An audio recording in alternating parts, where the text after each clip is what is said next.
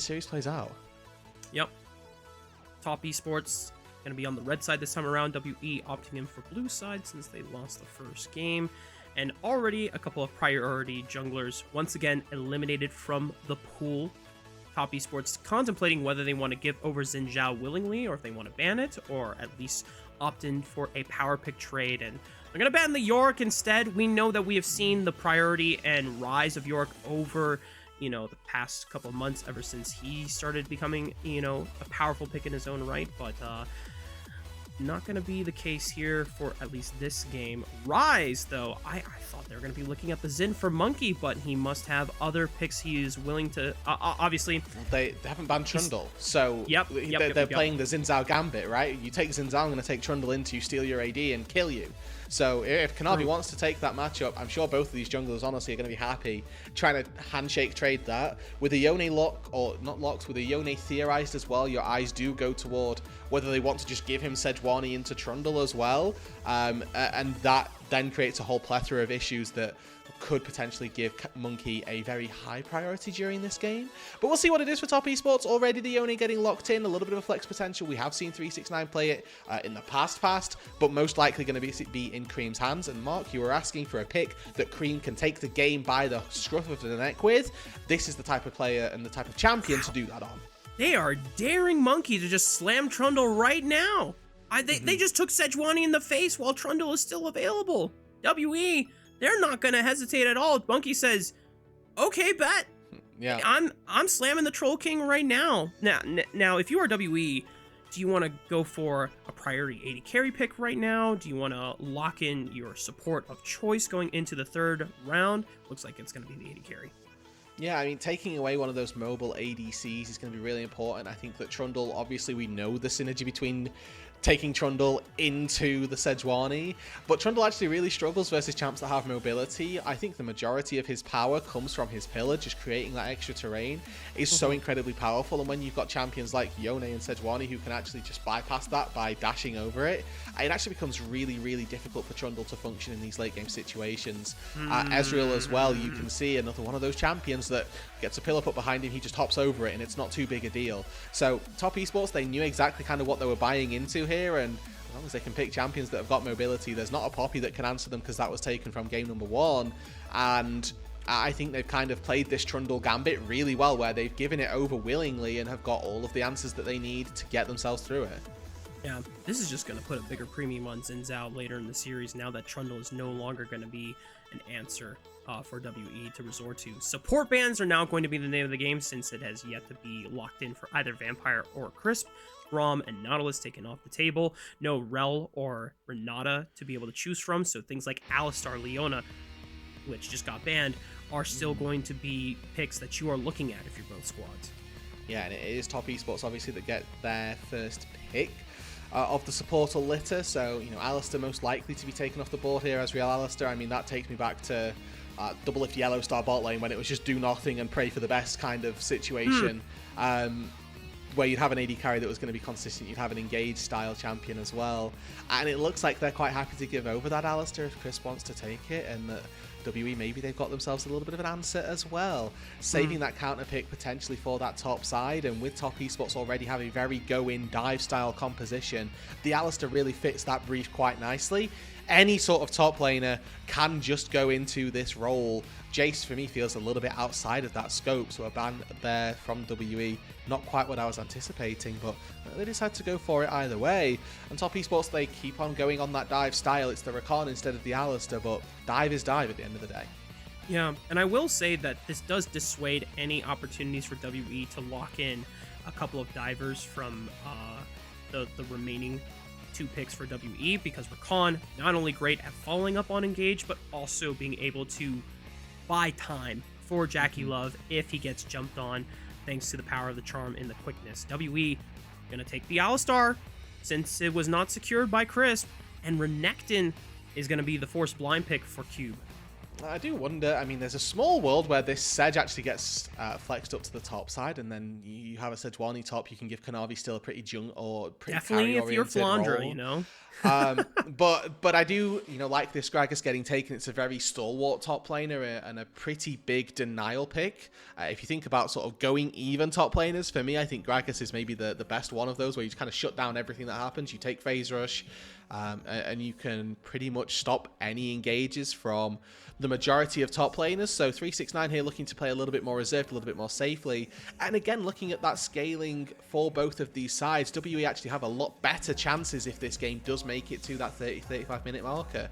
They're going to have Kai'Sa online, Ryze online here, and the front line for top esports isn't going to be nearly as strong as it might look on paper. We're going to see Sejuani get melted by Subjugate plus the damage that comes from Kai'Sa passive. You're going to see Gragas most likely opt into that AP route.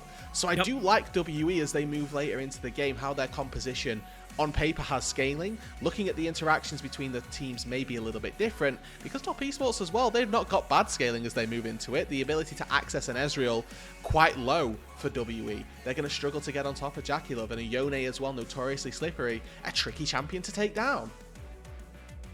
The way that WE kind of pigeonholed themselves into game one, the onus having to blitz the game early, or they just get completely outscaled. They answer in game two with a lot more scaling, late game insurance, as you already called out, with things like the Ryze and the Kai'Sa that will be monsters past the 20-minute mark, past the 25-minute mark. Top esports not necessarily going for extra early game power. They are trying to retain some of that scaling. So I think this game is going to be a particularly longer one, Rood, and one that might be more of a bloodbath as we get later and later into the game. But here we are, loading up onto the Rift for game two between Top Esports and Team WE.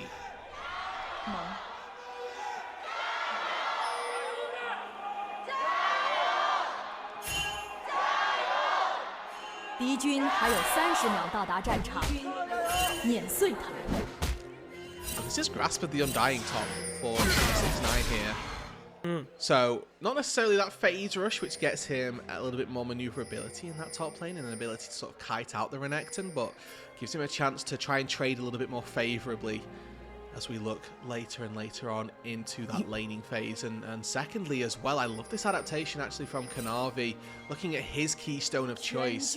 Usually you'll see Sejuani's go for that aftershock, building up that tanky ability, but knows that as soon as he gets subjugated with aftershock, he's going to go to negative resist, so instead opts into this spellbook.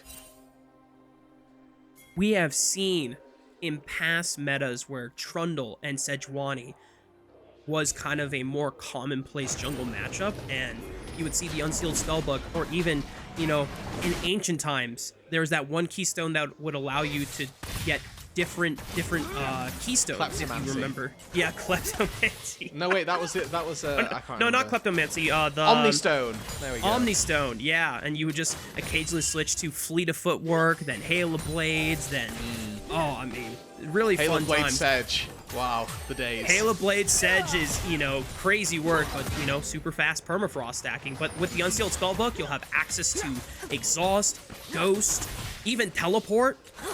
I mean, we're going to get crazy in this game, and I'm definitely liking where Kanavi's ended that. Already level 2 here. Oh, good headbutt from Vampire there, but he still takes a chunking of HP, and JackeyLove actually so far not been as clinical with these Mystic shots onto Taeyoon as he might have liked, but still a favourable trade, but still a heal burned by Crisp. Who is this? Okay, that is Kanavi. The way the camera was angling, I was thinking, is this Monki going on a very early gank? Now this is spotted. Monki's crossing over the banana bush, seen on a ward. Pillar thrown on top of Kanavi, but he's already forced to flash away from the permafrost. Does not get procced by Kanavi. At least he's just stunned momentarily. But Creme flashing forward with the Q3. That's exactly the proactivity I want to see from the mid laner for Top Esports, and JackeyLove follows up for first blood. Yeah, and you can see in the mini-map as well, Taeyoon and Vampire were caught in two minds as to whether or not they wanted to roam and help out. Karis here wisely stepping far enough back so that he can't get collapsed on by that jungle support role.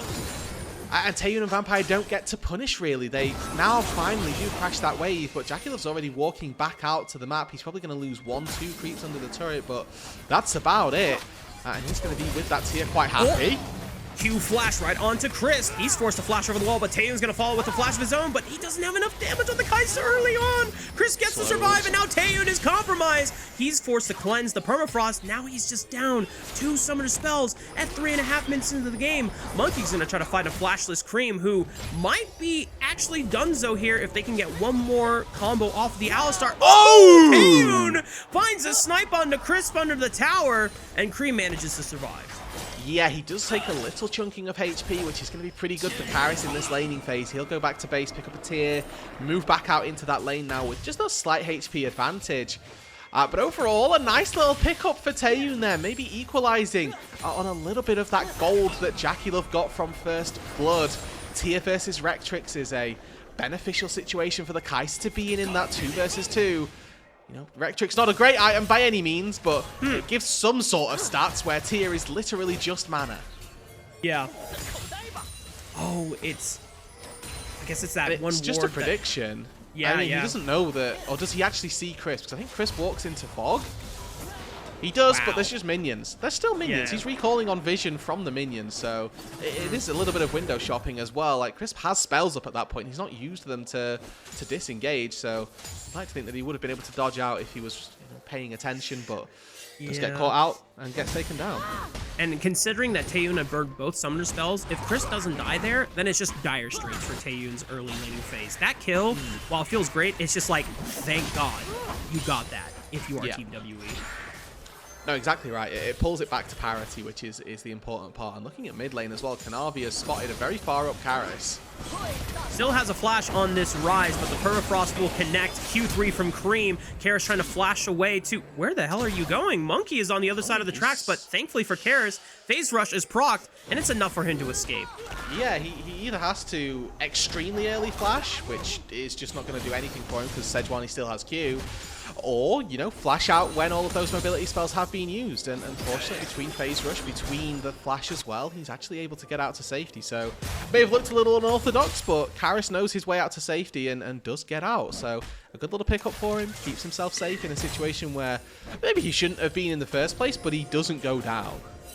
You know what? The early move by Kanavi gives Monki the window to go for this first dragon. JackeyLove and Chris will at least walk on over and confirm that it is happening.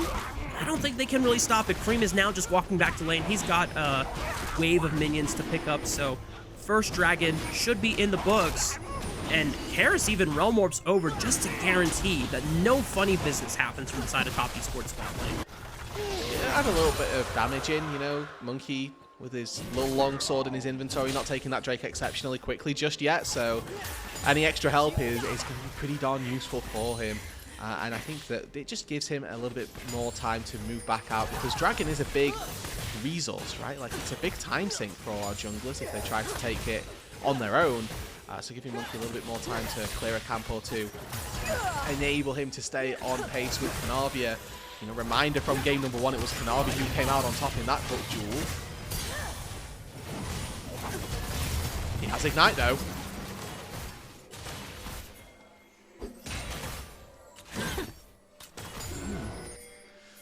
Yeah. You know, if you're going to go Ignite like that, I would have liked to see him flash on Vampire. However, he sort of saved it. He knows that Karis has no flash, and I think that should be a target for them in this mid lane. But we'll see whether or not they end up looking to play towards it. A very, very slight advantage in the top lane, really, for Cube. But outside of that, these two teams playing pretty darn even toward one another. Again, a reminder that not particularly worried for either of these sides if the game goes later. Odds of this coming down to execution in those team fights, or who has the advantage at that time, are quite likely. So we do see a swap coming through now. The mid laners trying to be pivoted to that bot side with grubs spawning in 10 seconds time. The AD carries and bot laners take pride of place in that mid lane so that they can move over and help their jungler. Yep. All right, Kanavi, let's see you burn someone. Just throw out the Dubsec Ignite, because he's got to get his smite back up off cooldown so that he can compete for these grubs coming up soon. Yeah, right now he's a laner trying to take his camps. I mean, he does have the debuff from having the jungle item, in fairness, but We'll see whether or not he can make too much more from this cube. Wisely, I think, here, holding on to Dominus. He knows that with no mana on 369, it's pretty darn free. I think Kanavi here needs to ignite somebody so that he can try and smite steal this. Ah! Man. Well, Vampire Q Flash does not land, but you know what? He prevents Kanavi getting in the pin. Now JackeyLove might be in trouble here. Cube flashing forward. Ruthless Predator finds JackeyLove's Ezreal. Even between all Summoner spells used, the Ezreal still goes down in the end. And WE winning big on this top river. Yeah, I mean, they just don't have their top laner. They have no reason to go for that fight. 369 is so far out of contention that them looking at anything there is so crazy to me. He doesn't even have Smite available to try and steal it, and even though Vampire flubs the engage, they still manage to get themselves a quick couple of kills. Even on the top side takes a chunk on 369 as well. Now you listen, you and I had the same reaction. I didn't vocalize it, you definitely did. You know, I was seeing a little bit of, you know, pre-placement stage Vampire showing its ugly head again. Oh! Ah! No, Monki! Somebody hit the group! Oh my god! Never punished. Gotta lose the river fight. Doesn't matter. Just run straight back out onto the map and yoink the last grub away. That's fine. I was about to say, so WE come out of this early game with 3 grubs, first dragon, and, you know, we're hoping that they could have made this happen in game number 1. Instead, it's 2 grubs, and it's not quite as good an opening as they might have liked. Vampire here just about playing in the fog of war, sort of anticipating where he thinks Kanavi's going to be, but I mean, Taeyoon's giving him vision this whole time, and it's just a miss, unfortunately. Now, what is fortunate for Vampire is that Monki doesn't miss, puts up a good pillar. JackeyLove is forced to flash out early. It's actually Cube who comes in and finds a really good angle to make this work. Vampire, because he fluffed his Q so early on, has a second Q ready to take down Kanavi afterwards and make sure that they find 2 kills in that situation. And I know that we've just had the replay for 1, but you can expect a replay for the grub as well, don't you worry.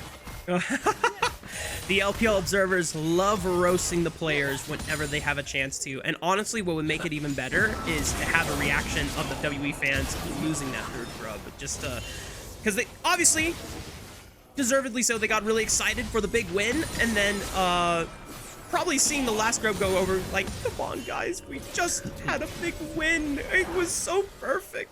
But we've done everything right, and then a disaster struck on Summoner's Rift. But we've got 10 seconds now on the next dragon as well. Raafaa here with a 1k gold lead for WE. It's largely focused on Cube in that top lane, so if they want to leverage that advantage, he needs to make his way down through that river. That is what he's doing, in fairness. So they've pushed in that top wave. He has priority, gets first move to walk down, and WE, they can push in this mid wave with the priority that they've got there, and then look to start up this dragon. 369 with no TP has elected to take that top wave, and this should just be WE taking this. The numbers are in their advantage.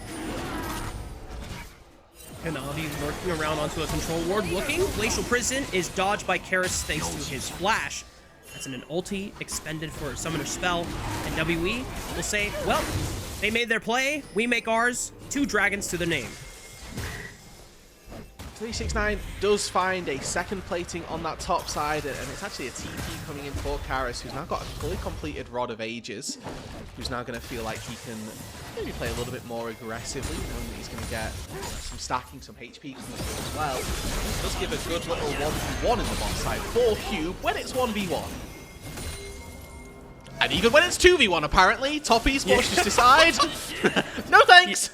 You know, Dominus Renekton in the early stages of the games is one of those few situations where even in a 1v2, you still feel pretty scared on taking those chances if you are top esports. So, rightfully so, just allows the Dominus to expend. Vampire looking for JackeyLove. No flash available still, instantly commits the flash, and JackeyLove is just going to be in dire straits here. Easy pickup for Taeyoon. The bear. Oh. Why are we burning the barrier? You're already dead, my guy. Yeah. One Ezreal Q doesn't deal 800 damage. I'm afraid you're never trading that back. That is a flub from JackeyLove here as he throws a summoner spell to the wind.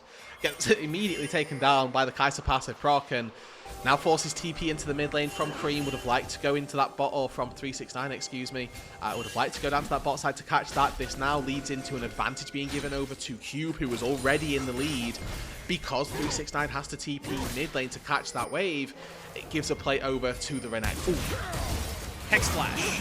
Pulverize, headbutt into the wall. Taeyoon starting to burn down Kanavi really fast. Chris turns it on with the quickness, looking for Karis. Massive Fate Seal from Creme and the True Shot Barrage from downtown. It's just not enough damage. They thought they had it, but top Esports lose big in the river. And Taeyoon is farming this game. 4-0-2 on the Kai'Sa.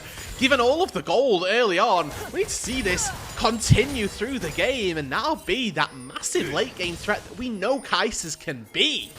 It was WE who engaged that fight, and it's them who come out on top. But top Esports thought they were making a heads-up play, trying to turn it onto Karis, but he's just a little bit too tanky. The Rod of Age is actually doing far too much work. And now, not just do they find those couple of kills on the top side, they also transition it into the first structure of the game going down in their favor, Raafaa. Now, I will say I'm appreciating that Creme and Kanavi are trying to be proactive with some of these turnarounds, and it's the looks that I want to see. Unfortunately, the execution is starting to fall a little flat, and it is starting to look a little similar to what happened against BLG in Game 3, where Creme, despite the Yone being a potential good matchup and a good angle for it to pick up on, falls further and further behind. Top Esports, I think this might be the situation where, okay guys, slow down a bit, let the scaling come through, because you don't want to give a too massive advantage for WE, because now it's 3,000 gold, and Creme might get punished here. Killer slows him down, flashes the Pulverize and the headbutt. Kanavi and Chris are here for the re-engage. Vampire might be in trouble, but he's still got the ultimate, so he is ignoring a lot of damage. Monki on the retreat. Karis could be stunned up by the permafrost, but he gets enough distance to create some safety for himself on the retreat path. Cube and Taeyoon have now arrived to the party, and top Esports want to re-engage, looking for Karis, looking for Vampire. They've got no way out. Vampire's turned into ground beef, and Karis is going to be next. JackeyLove is going to be able to turn up huge on the Ezreal. And it seems to be whichever team it is that's going for this play isn't coming out on top, really. WE extending that top side, they get punished for it. Taeyoon's just a little too far away to actually make anything proactive happen. It's going to net top Esports this Rift Herald, and now 369 thinks that he's spotted a crocodile out of water. Dominus popped by Cube. Monki and Taeyoon show themselves with the surprise, and Taeyoon will commit onto 369. Creme, oh, the Fate Seal is dodged by a great flash by Taeyoon, and now Creme might have overextended his welcome, baited in by the rest of his teammates. WE turned the tables on top Esports. Hook, line, and sinker. They caught themselves not just a Gragas, but a Yone and a Rakan as well. WE played the bait game perfectly, and they can now turn back to that top tier 2 turret. Holy camole, the fight lasted so long. Vampire died, respawned on the Rift, and already had his hands full of Kanavi Sejuani. That's going to burn the flash out of the jungler for top Esports. This mid-tier 1 under fire immediately calls upon the TP of 369 to defend it. And I will say as well, WE here getting a little bit rabbit in the headlights, where they seem to go for a little too much off the back of that play. They could have taken the tier 1 turret or mid, or they could have gone for that tier 2 in that top side. Instead, splitting their resources might yield them both of them in a later play, but currently not extending that advantage. And this is just a really great bait by WE.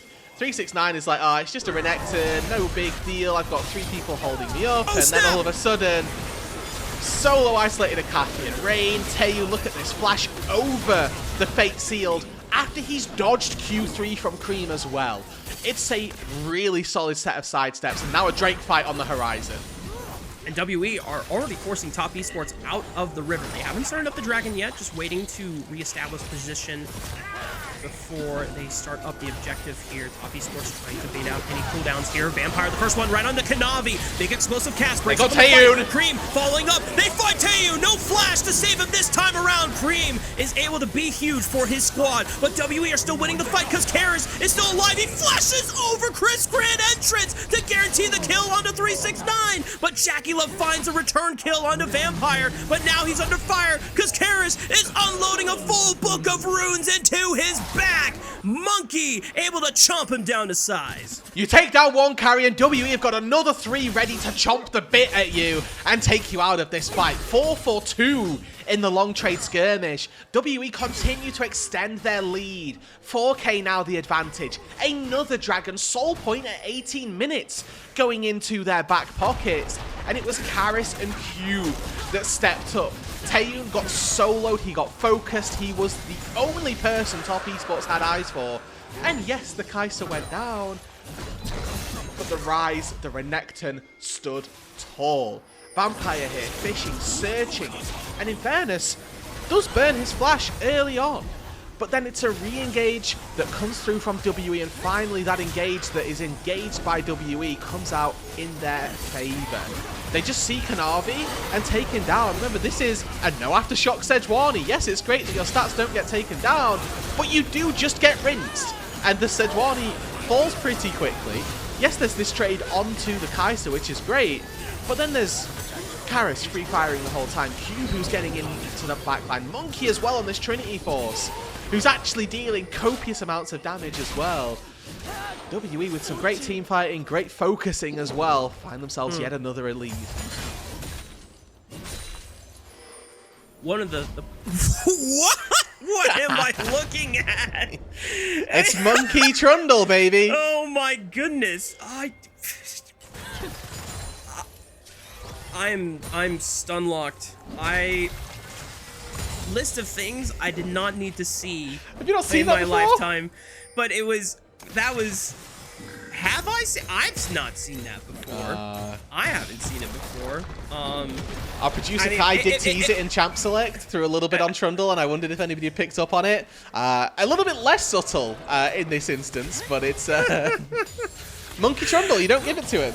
I mean, yeah, the Monki Trundle definitely understood. I don't know, maybe it was shown on the broadcast before, and I just wasn't, tuning in at the time. My goodness. Okay, yeah, that's true. True.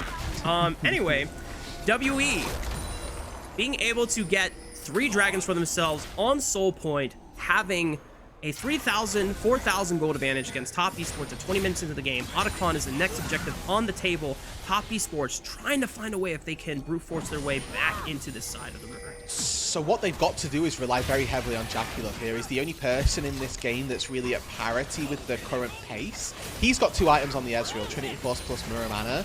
But WE, they're ripping this. They know Karis, Cube, and Monki are all so far ahead of their counterparts that they should just take any fight. Creme's now called.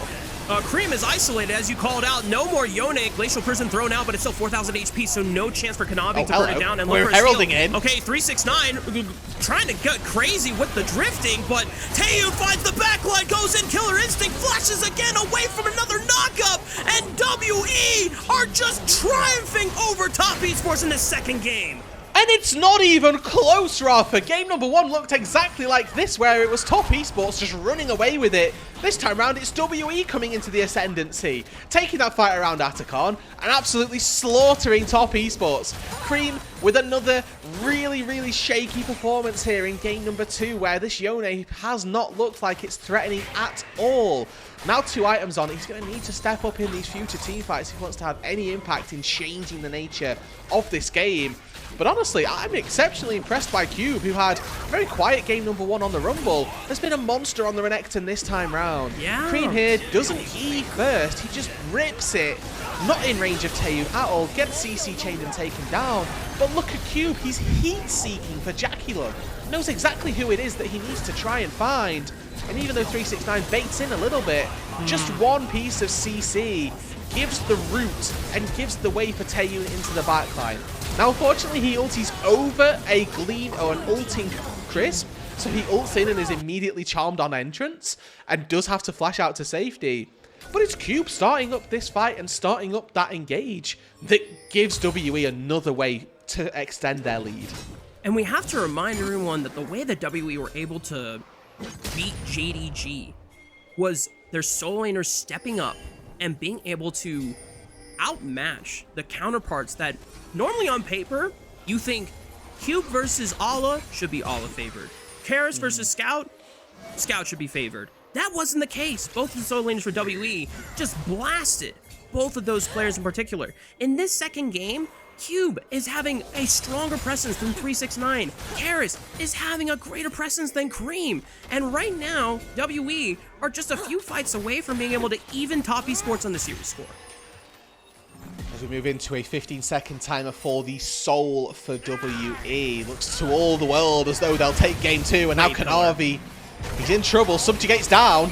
Vampire is stunned up by the Glacial Prison, but he waits patiently, sending 369 into the wall. They turn right back on around to Taeyoon, and Creme finally pops in thanks to the Soul Unbound and makes it out alive. But Crisp is now in trouble, and they still have to worry about Karis and Cube, who are just having monster performances on the Renekton and Rise, what is respectively. The turret? JackeyLove, that turret does not save you there, unfortunately, and Creme is gets caught out by Vampire, looks for the Q3, won't even get a revenge kill. It's an ace for WE at 24 minutes. And once again, Taeyoon here, the life of an AD carry. He's getting fired on by Crisp, Creme, and 369. All those ultis getting fired at the Kai'Sa. Again, the Kai'Sa falls, but that, unfortunately, at this stage in the game is not your biggest concern. There is a level 15 Renekton and a level 16 Rise that are running rampant, just tearing you apart limb from limb. And there just aren't the tools in top esports' arsenal to take them down yet. And even as this game gets later, maybe they can rely on JackeyLove to eventually be able to chip through the health bars of WE. But they're going to have to get some mighty big reprieves as this game continues. They are 24 minutes in. They are down by 8,000 gold. They've already lost the Soul before Baron spawns, Raafaa. Yeah. And remember how in the draft phase, Top Esports willingly took Sejuani in the face of Monki when Trundle was on the board? Well, they are reaping what they sow. It is now a 3,000 gold advantage for Monki's Trundle against the Sejuani, and every single fight, she has been the target of the Subjugate. And despite all the HP that she has with the Heartsteel, she is getting turned into paper mache. And now Creme might be in trouble here. No flash available. Chris will at least stall out the fight thanks to the quickness on that charm, but he's super low, down to 300 HP. Creme in trouble. At least gets the fate sealed out of there, but Kanavi will not get a chance to stay alive this time around. The pillar, great on the JackeyLove, has the arcane shift. Karis sending it with the Realm Warp. What is an inhibitor turret? They're not going to save you once again. JackeyLove and Chris betrayed by Top Esports over aggression. And WE, are they just going to end the game right here, Rude? Hell yeah, Raafaa. They've got 3 people dead. They've got a wave in their back pocket. They might just find kills as well. Nexus turrets about to fall in favor of WE. An 11,000 gold lead at 26 minutes. WE strike back. We've got a series on our hands. It's 1-1. And another game that just doesn't even look close. This time it's WE that take it by storm, and all of a sudden those, slight concerns that you saw from Top Esports in the early stages of the playoffs, they start to come back. You start to question, actually, what is it that is the problem here? Because they should never be losing a game like this to WE. This is a team that was in there, that placed 4th in Split 1 in their group, that was battling out of their Group Nirvana seeding. They got into that 3rd round qualification, had a tight series to make it into Ascend in the first place. The start of Split 1 would have been washed aside and laughed at if we said that they took a game off of Top Esports. If we said that they took a game off of Top Esports in 25 minutes without ever looking back, people would have thought you were crazy. Just throw up the Twilight Zone graphic again, man, because that's what we're living in right now. Yeah. An alternate reality where all of these, conditions are apparent. Obviously, it's just one game. Top Esports took the gambit. They paid for it. There will not be another Monki Trundle performance, but it's not just the Monki Trundle. It's not just Taeyoon and Vampire stepping up like they have been all regular season. It's now a late bloom, but a necessary one from Karis and Cube stepping up and playing some of the best League of Legends we have seen from them all season long. Yeah, I mean, the reason that we had that graphic is to show you that the caliber of legacy on Top Esports versus this WE roster, which is a bunch of fresh faces who have already had some semblance of a career that hasn't really boded too well for all of them. 16th place for Cube, his finish in the LPL last year. I would have missed the toys. Benched from KDF, who were the last place team in LCK last year for Karis. This is a bunch of misfits, of ragtag players that have come together and are now taking games off of our first stand representatives from the LPL. Yeah. Reigning or defending LPL champions right now just got blasted by a team of players that were essentially, you know, leftovers, rejects from other teams, you know, coming off of, you know, very disappointing 2024 seasons, right? But the fact that they are now locking it down and giving WE their best placing so far in playoffs since 2021. If WE are able to continue this momentum forward, this will be the first time that WE has placed top 4. I'm gonna double check and do my math here. My head says 2017, but it might be wrong. So they got 3rd in 2021 summer playoffs, where they eventually fell to EDG, and then 3rd at the 2021 regional finals, so they didn't even make it to Worlds. But yeah, but if they're able to make a run, I mean, after 2021, the next best placing was 2017, where they did win regional finals. They were overall 3rd, 4th at Worlds in 2017. That was the 957 Condi, Shia, Mystic, and Ben roster. And it's a big boon for the organization as well, that they are taking these games. It's now a question of what more can they take, because you know, we had our little meeting coming into today and thinking about what our story wanted to be. My sort of guise for this was, why are both of these teams here? WE didn't really expect to be in this series because they were probably supposed to have been knocked out by JDG, and Top Esports are our reigning MSI or reigning international representatives. Yeah. They shouldn't be in the lower bracket at all, and to see them find themselves both in the lower bracket against one another, and for it to still actually be a close series where there have been games now traded against one another, you do start to think, well, actually, what is it that is going on in the LPL right now? Why is it that Top Esports are struggling so much? Why is it that WE are actually thriving as much as they are? And it's coming off the back of really unique areas. It's not just this Monki and Taeyoon show, like you highlighted, that actually Karis is stepping up. Cube has actually had, I mean, this game on the Renekton, an MVP caliber performance for me. Is definitely a contender for it. So I, for one, like, have so many questions really about how this series continues to play out. Yeah. And just this game 1, even if Top Esports closes out the 3-1, I fear we are still concerned about Top Esports' overall consistency level.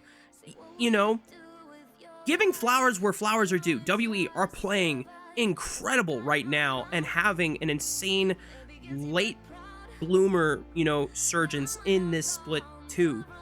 However, for Top Esports, you just think about, you know, the pedigree of these players, all pro winners for this entire roster, regular season MVP. You can't be dropping games like this, even if it is a WE roster that is way better than what they used to be early in the split.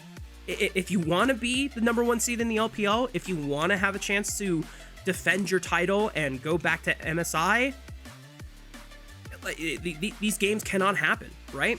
And so, you know, if Top Esports are able to clean out this series and, you know, and just, it's only the 1 win from WE, there's still going to be concerns going forward as they go up against IG, you know, if they have to play up against either AL or BLG on that road back through the lower bracket. Whereas for WE, every time they pull off an accomplishment like this, Rood, I'm just thinking to myself, they are just happy to be here. They are just happy to go the distance like this. Yeah, I mean, it's genuinely quite terrifying that WE are doing this well. And I mean, maybe they are not expecting this as well, right? Like, they're going to be a group of players that maybe know their own level, know that their competition is something that is quite scary. They will have seen themselves play 6th in the regular season, have lost these games previously. So it's definitely a shake-up for them as well. Okay. Listen, Monki had a massive gold advantage over Kanavi. I still think I'm with you that Cube should have had an honorable mention, if not, gotten the player of the game himself. But it is Monki's Trundle, so makes sense, deserved, and that's gonna conclude second game in the books. We're gonna take a short break, y'all. When we get ready, or when we get back after the break, it's gonna be game 3 on your screen. So make sure y'all are staying tuned.